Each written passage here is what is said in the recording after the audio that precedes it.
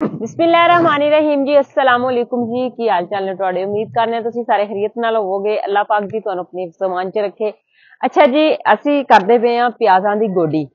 सब तो मजे दी गल है कि मैं तुहानू दसां, इत्थे असीं लगाई होई सी मेथरे, गोभी ते प्याज़ां दा थोड़ा जिहा टाइम है ते प्याज भी असीं लगाते। तुहानू नजर आ रहा है अगर मेरा कैमरा दिखाए तो देखो गोभी दा जिहड़ा ना छोटा जिहा बूटा हले भी लग्या होया है, क्योंकि बड़ी लेट असीं गोभी लगाई सी। जल्दी भी कर ली जिहड़ी तैयार हुई पट ली, उस तो बाद जिहड़े पौधे रह गए। लेकिन पहले असीं मेथरे लगाए ना, मेथरे पट्टे, उस तो थोड़ी देर बाद ही असीं थोड़ी जी गुड्डी करके नाल विच गोभी लगाई सी। गोभी भी माशाअल्लाह अल्हम्दुलिल्लाह पट ली, अल्लाह पाक दा बड़ा करम होया जी। ते हुण जिहड़े ना प्याज असीं थोड़े जे लगाए सी खाण वास्ते। प्याजां तुहानू पता है ना किन्ना रेट हो गुजरिया, प्याज बहुत महंगे हो गए सन। लेकिन असीं जिहड़े ना फिर प्याज असीं लगाए। हुण प्याज भी इंशाअल्लाह अन करीब जिहड़ा ना तैयार हो जाने ने। ते एदी करने पे गोडी, छोटी हाले हत्थ वाली ना, एदे नाल करने पे ताकि जेहड़ियां ना मिट्टी नरम हो जाए। ते फिर उस तो बाद जेहड़ा पानी वगैरह लगा लांगे। ते इत्थे होर भी काफी ज्यादा सब्जियां लगाइयां होइयां सी। सर्दियां दियां मूलियां सन, शलजम सन, खाण वास्ते पालक भी साइडां ते सी, गोभी सरो साग लगाया सी। सारा कुछ जेहड़ा ना पट के देखो इधरों सारी ना वाह के ट्रैक्टर दे नाल जमीन तैयार की ते हुण पट्ठे बीजांगे।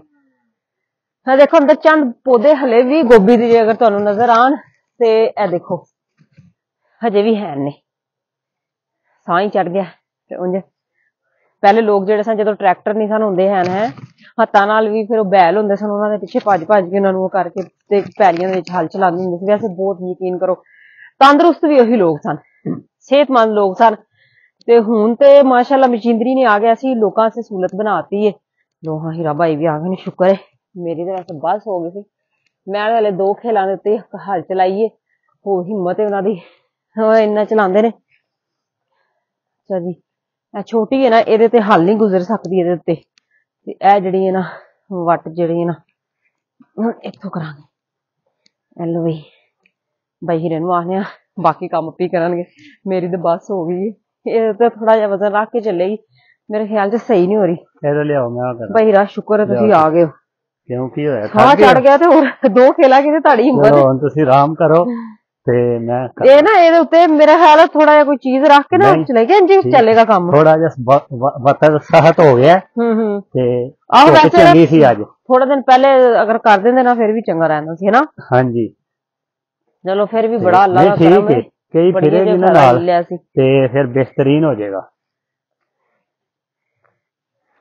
वजन धरे आए फिर मुश्किल हो जाती है। थोम ना जेड़ा प्याज है ना जी किधरे किधरे छोटे बहुत ही छोटे बूटे रह गए। ये मिट्टी लगेगी बिल्कुल सही हो जाएगा, खाद मिट्टी पानी लगेगा ना ते बेहतरीन हो जाएगा। मेथरे दे भी कोई बूटे हैं ने हले विच ना जेड़े लगे होए ने, गोभी दे भी हैं ने, कोई ते कहनी भी है फुल अच्छे होंगे वड्डे बूटी होने। रंबियां नाल ते जरूरत नहीं पैनी इनू, नहीं रंबा थोड़ा जिहा लांगे तैयार हो जाने ने। कई मारांगे ना थोड़ी जी बरीक करके ते फिर इनू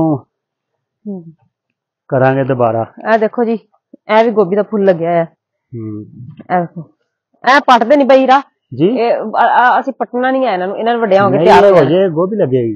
हां ओ मूलियां देखो ਜਿਹੜੀਆਂ ਸਜਾਇਆ ਕੀਤੀਆਂ ਜੀ। ਇਹ देखो जी ਇੱਥੇ ਨਾ मूलियां लगाइयां ਅਸੀਂ ਖਾਣ ਵਾਸਤੇ लगाइयां, ਐਡੀਆਂ ਐਡੀਆਂ ਵੱਡੀਆਂ ਜਿਹੜੀਆਂ ਮੈਂ ਤੁਹਾਨੂੰ ਦਿਖਾਵਾਂ ਇੱਥੇ ਵੀ ਅਜੇ ਕੋਈ ਛਪੇ ਹੋਣਗੀਆਂ। ਵੇਖੋ ਫਿਰ ਅਸੀਂ ਵਾਹ ਛੱਡੀ ਉਹਨਾਂ ਟਰੈਕਟਰ ਦੇ ਨਾਲ ਹੀ, ਐਡੀਆਂ ਐਡੀਆਂ ਵੱਡੀਆਂ ਹੋ ਗਈਆਂ ਸਨ।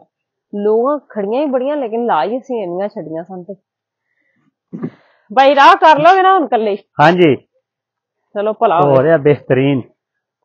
तुसीं भी अज वावा शादियां खा के आए हो? आहो वलीमे तो आया मैं सीधा ते नाज़रीन वे मैं गोडी लग गया आके।